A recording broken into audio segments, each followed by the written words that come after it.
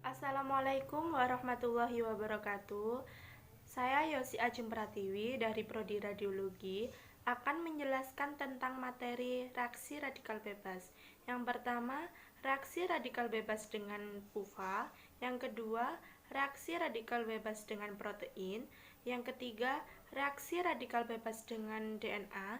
Yang keempat, reaksi radikal bebas dengan media yang dilalui. Radikal bebas. Pengertian radikal bebas. Radikal bebas atau sering disebut reaktif oksigen spesies atau ROS adalah bahan kimia yang dapat berupa atom maupun molekul yang tidak memiliki elektron berpasangan di lapisan keluarnya. Sifat radikal bebas sangat reaktif dan memiliki waktu paruh yang sangat cepat. Sumber radikal bebas, yaitu yang pertama endogen, terdiri dari satu autooksidasi, yang kedua oksidasi enzimatik, yang ketiga respiratory burst. Yang kedua eksogen, terdiri dari obat-obatan, radiasi, asap rokok. Reaksi radikal bebas. Yang ke-1, reaksi radikal bebas dengan PUVA. Yang kedua, reaksi radikal bebas dengan protein.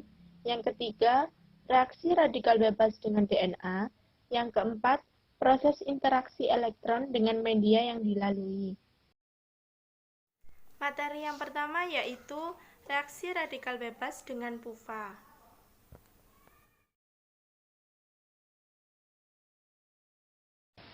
Pengertian PUVA.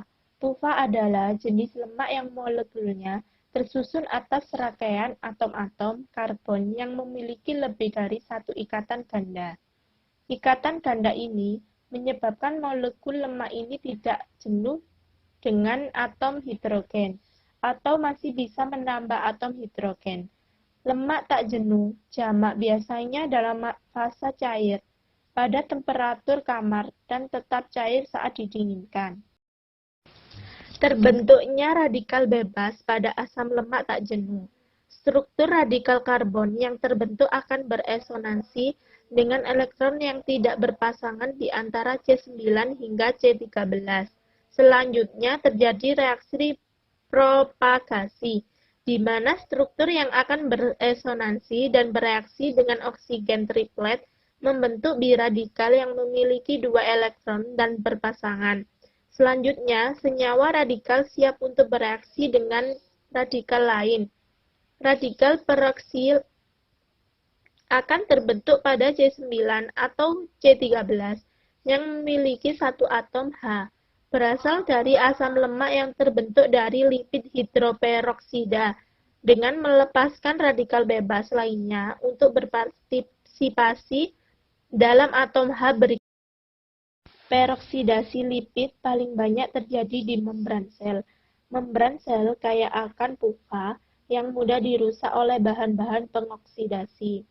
Proses tersebut dinamakan peroksidasi lemak. Hal ini sangat merusak karena prosesnya berkelanjutan. Materi kedua yaitu reaksi radikal bebas dengan protein.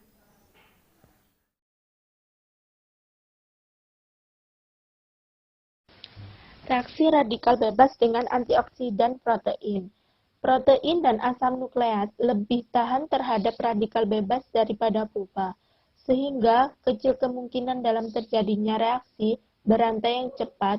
Serangan radikal bebas terhadap protein sangat jarang kecuali bila sangat ekstensif. Hal ini terjadi hanya jika radikal tersebut mampu berakumulasi atau jarang pada sel normal atau bila kerusakannya terfokus pada daerah tertentu dalam protein. Materi yang ketiga, reaksi radikal bebas dengan DNA.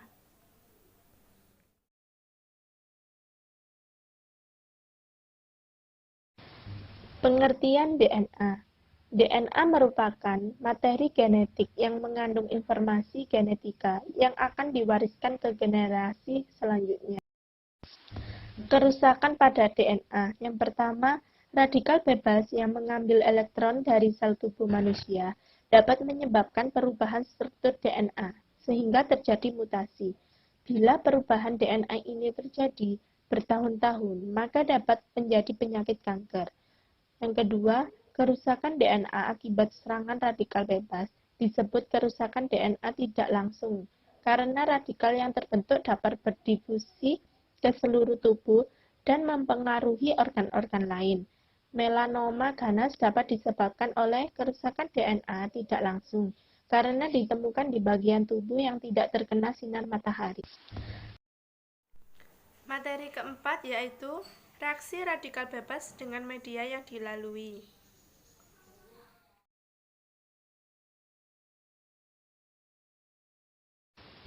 Dampak interaksi radiasi dengan materi. Ada dua dampak interaksi radiasi dengan materi, yaitu satu secara fisika. Jika energi yang diserap oleh material kimia hanya dapat membuat energi dalamnya bertambah, sehingga keadaannya menjadi tereksitasi, tetapi tidak menyebabkan perubahan jenis material tersebut. Yang kedua, secara kimia. Bila akibat interaksi antara material kimia dan radiasi menyebabkan keadaan material kimia menjadi tereksitasi dan lebih lanjut mengalami perubahan jenis nuklida atau molekul-molekulnya.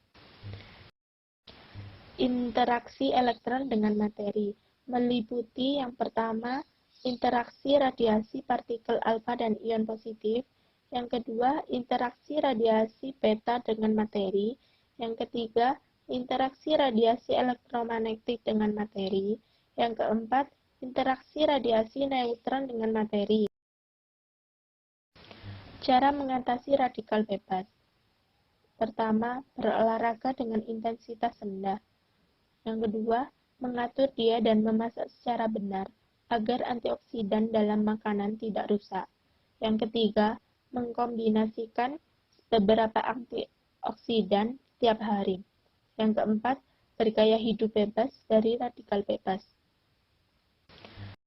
Sekian dari presentasi saya. Jika ada salah, saya mohon maaf. Wassalamualaikum warahmatullahi wabarakatuh.